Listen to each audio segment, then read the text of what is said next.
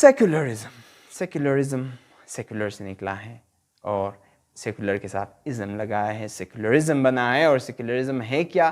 Secularism جو بہت ہی controversial topic ہے دنیا میں، مذہبی لوگوں میں بھی اور سماجی لوگوں میں. السلام علیکم ناظرین، امید کہ آپ لوگ سب ٹھیک ہوں گے اور اپنے پیاروں کے نزدیک خوشی کی زندگی گزار رہے ہوں گے. آج ہم جس موضوع کے ساتھ آپ سے مخاطب ہیں وہ ہے ازم. اس پر ہم بات کریں گے تفصیل کے ساتھ کہ ازم ہے کیا یہ لیٹرز ہے، یہ ورڈ ہے یا کچھ اور. اگر کچھ اور ہے یا لیٹرز ہے یا ورڈ ہے تو کیا ہے. اس پر ہم ان کے بیک گراؤنڈ کو پڑھیں گے، اس کے بارے میں جانیں گے اور پھر ہمارے پاس دنیا میں جو مختلف ازم موجود ہیں، جو ورڈز جن کے ساتھ ازم لگا ہے، ان پر ہم بات کریں گے تفصیل کے ساتھ. لیکن اپنی موضوع کی طرف بڑھنے سے پہلے اگر ابھی تک آپ نے ہمارے چینل کو سبسکرائب نہیں کیا ہے تو پلیز سبسکرائب کیجئے گا، نیچے بیل آئکن پر کلک کیجئے گا اینڈ لائک کیجئے گا، اور ساتھ ساتھ اپنے بہترین خیالات سے ہمیں کمنٹ میں آگاہ کیجئے گا. تو چلتے ہیں اپنی موضوع کی طرف جو کہ ہیں ازم.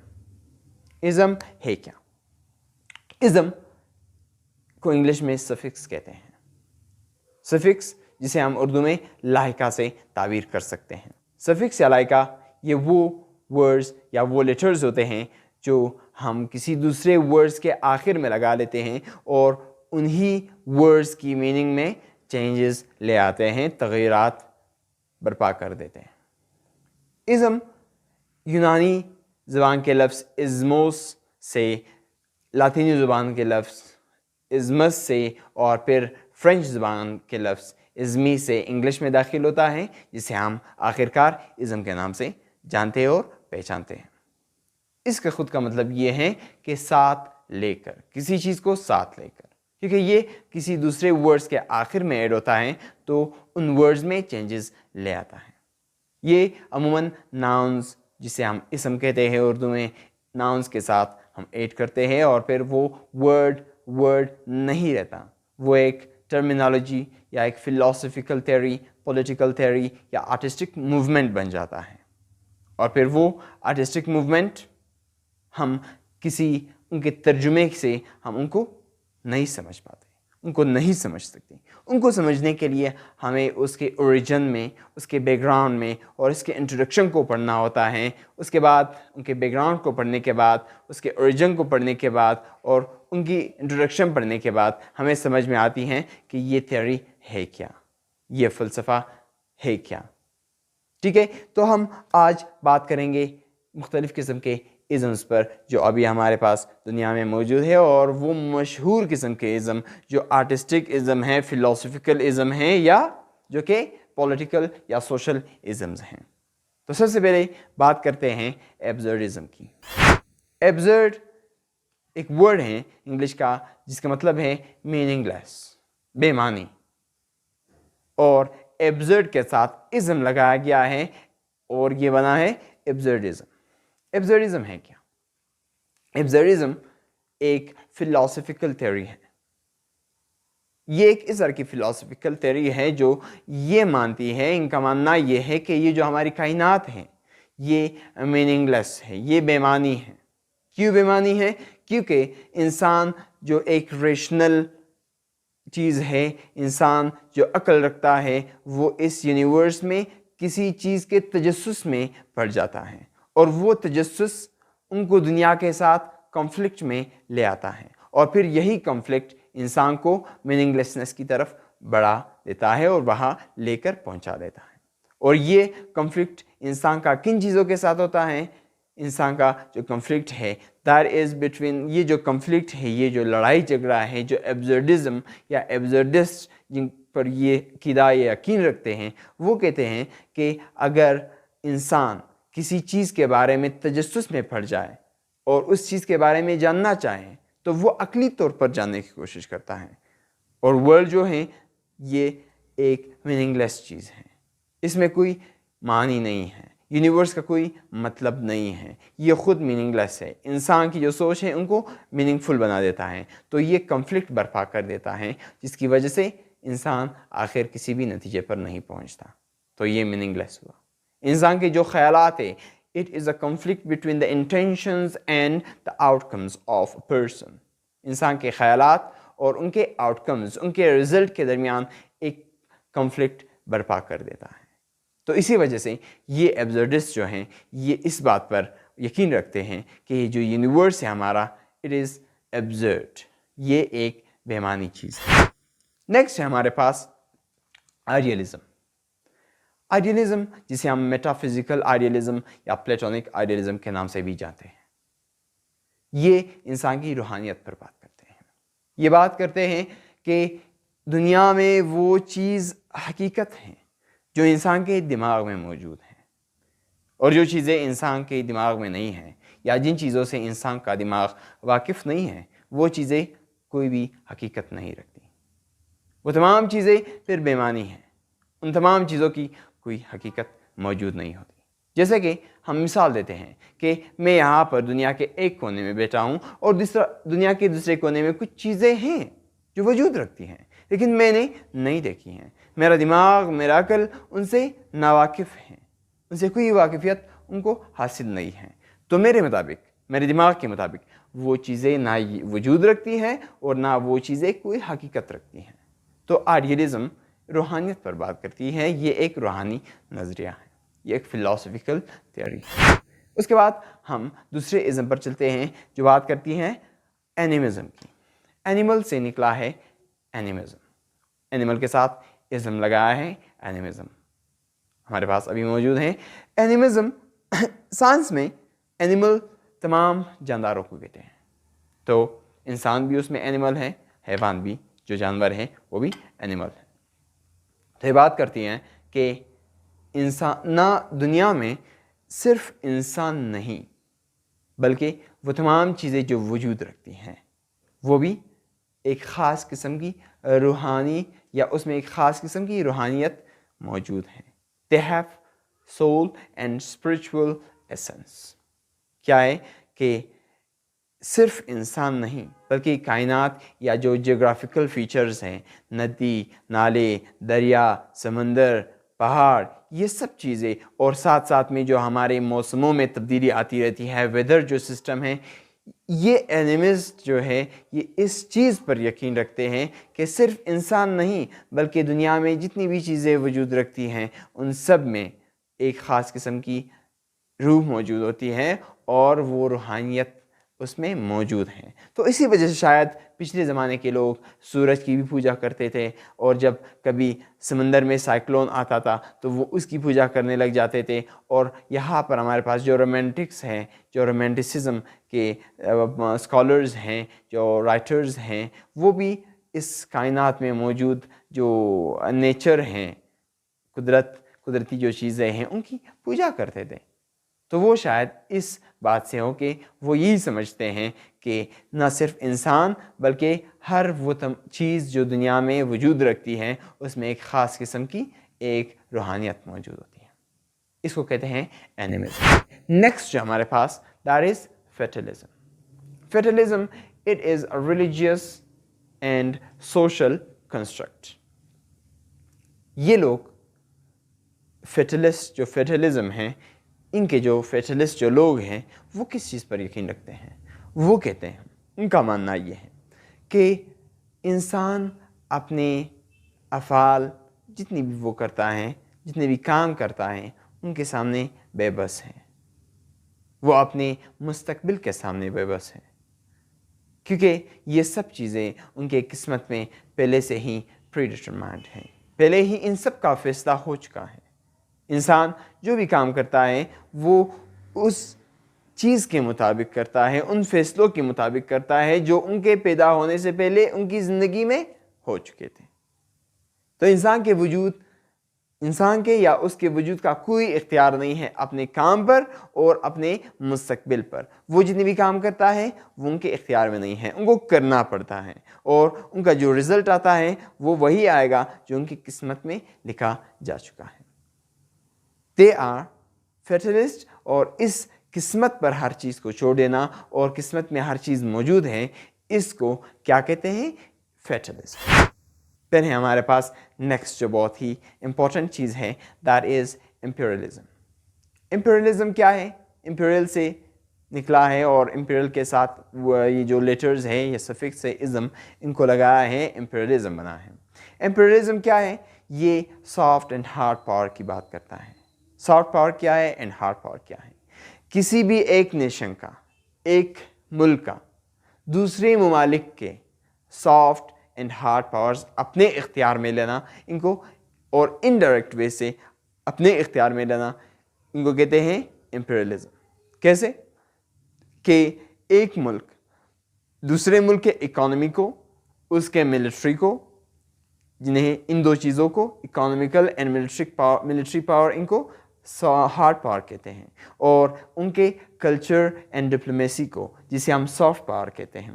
یہ تمام چیزیں ایک قوم دوسرے ملک کا اپنے اختیار میں رکھے لیکن وہاں پر ان کی فزیکل ایگزسٹنس نہ ہو، انڈائریکٹ وے میں ہو. جس طرح دنیا میں بہت سی ممالک ابھی بھی اسی طرح ہیں جن کے اپنے ڈپلومیسی پر، اپنے فورن افیئرس پر، اپنے کلچر پر کوئی اختیار نہیں ہے، وہ دوسرے لوگ کنٹرول کرتے ہیں. اور اس کے برعکس ہمارے پاس دوسرا ایک موجود ہے ازم، بلکہ اس کے نزدیک پڑتا ہے جسے ہم کالونیلزم کے نام سے جانتے ہیں. کالونی سے لکھا ہے کالونیلزم. یہ کیا ہے؟ یہ جہاں پر امپیریلزم ایک انڈائریکٹ یا indirect control of soft and hard power of any other countries اور فورن کنٹریز ہے، اسی طرح کالونیلزم ڈائریکٹ پاور ہے. ایک ملک کا، ایک پاورفل ملک کا دوسرے پاورلیس ملک کے سوشل سوسائٹی پر، ان کی اکانومی پر، ان کی ٹریجری پر، ان کی کلچر پر، اور ان کے تمام جتنے بھی حکومت کے ڈپارٹمنٹ سے ان کے تمام اختیارات ایک ملک اپنے پاس محفوظ رکھے، ان کو کہتے ہیں کالونیلزم. تو یہ امپیریلزم اینڈ کالونیلزم ایک دوسرے کے بہت قریب پڑتے ہیں. ایک indirect power of any country over the other countries, اور the next one is the direct power of one country over the other country. پھر ہے ہمارے پاس فاشزم. ہم سنتے ہیں فاشسٹ ہے، فلاں فاشسٹ ہے، اور جب کوئی کسی کو فاشسٹ کہتا ہے تو وہ برا بھی مانتا ہے، اور فاشسٹ کو ہم بہت ہی مختلف طریقے سے کہتے ہیں کہ وہ تو فاشسٹ ہے. یہ ہم برا مانتے ہیں، لیکن اس سے ہم واقف نہیں ہیں کہ فاشسٹ ہیں کیا. فاشسٹ بیسیکلی ایکسٹریم نیشنلسٹ کو کہتے ہیں. Extreme point of nationalism in کو فاشزم کہا جاتا ہے. اور ایکسٹریم نیشنلزم اس کا نظریہ کیا ہے، ان لوگوں کا عقیدہ کیا ہے، یہ لوگ کس چیز کو مانتے ہیں. فاشزم یا فاشسٹ جو ہیں ان کا عقیدہ یہ ہے کہ سرٹین گروپ آف پیپل، کچھ ایک گروپ کے کچھ لوگ یا کچھ گروپس کے جو لوگ ہیں ہمارے پاس، اور ان میں یہ کریکٹرسٹکس کو کہ ان کا ریس نسل کی بنیاد پر، مذہب کی بنیاد پر، ان کے جغرافی، اور ان کے ساتھ ساتھ ان کے نیشنلٹی ایک ہو، نیشنل ان کا ایک ہو، تو وہ کسی خطہ میں جو رہتے ہیں ان لوگوں پر حکومت کریں. ان کا ایک لیڈر ہو، and they consider their leader as a great figure. وہ اپنے لیڈر کو سب سے ابتر سمجھتے ہیں، سب سے بالا سمجھتے ہیں، اور پھر کہتے ہیں کہ اس لیڈر کو ماننا چاہیے، ان کے حق میں قصیدے اور ان کے تعارف میں قصیدے پڑھنے چاہیے، اور ان کو پسند کیا جانا چاہیے. اور ہمارے پاس دو مختلف قسم کے بہت بڑے نام موجود ہیں، جیسے کہ ہٹلر، یہ ایک فاشسٹ تھا، نازی قوم سے ان کا تعلق تھا، اور دوسرا میزرنی جو اٹالین تھا، اٹلی سے ان کا تعلق تھا، یہ فاشسٹ ہے. سو اس نظریے کو فاشزم کہتے ہیں. پھر ایک اور ازم ہمارے پاس لبرلزم، جو بہت مشہور و مقبول ہے. لبرلزم بات کرتی ہیں ایک انڈیویجول کے فریڈم کی. According to this theory, liberalism, a person or an individual have the freedom of speech, the freedom of assembly, the freedom of politics, the freedom of religion.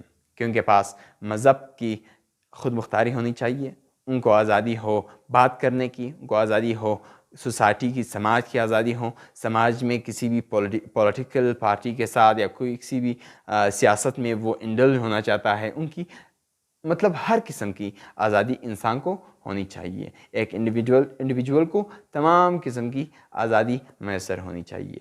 Us theory کو liberalism کہتے ہیں، اگر ہم ان کو تھوڑے ہی وقت میں ڈیفائن کرنا چاہیں. ہے تو یہ بہت بڑا نظریہ. ان کو سمجھنے کے لیے ہمیں ان کے بیک گراؤنڈ, ان کے اوریجن میں جانا پڑے گا اور پھر ان کو انٹروڈیوس کرنا پڑے گا, جو ہم کریں گے انشاءاللہ اپنے آئندہ کے ویڈیوز میں. لیکن ابھی تک اتنا ہی صحیح ہے. نیکسٹ ہمارے پاس ہے ماڈرنزم.